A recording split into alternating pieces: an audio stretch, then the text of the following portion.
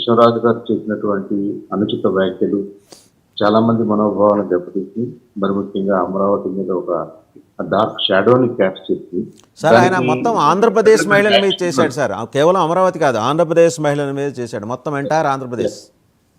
కాబట్టి దానికి ఏంటంటే కొంత డెఫినెట్ గానే అప్సెట్ అయ్యారు. యువకులు ఉంటారు, అప్సెట్ అయిన యువకులు ఉంటారు. వాళ్ళందరూ కూడా మనం సముదాయించాల్సిన టైం లాగా కనిపిస్తుంది నాకు. నిన్న కొంతమంది మహిళలైతే డైరెక్ట్గా ఏడుస్తున్నారు.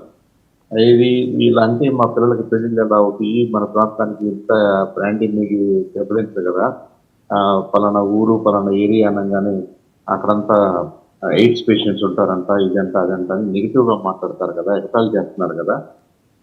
ఇవేంటంటే ఇంటాంజిబుల్ లాసెస్ అండి. బ్రాండ్ ఇమేజ్ చాలా చాలా చాలా తీవ్రంగా దెబ్బతీసే అంశాలు ఇవి, జనరేషన్స్ని ఇంపాక్ట్ చేసే అంశాలు ఇవి.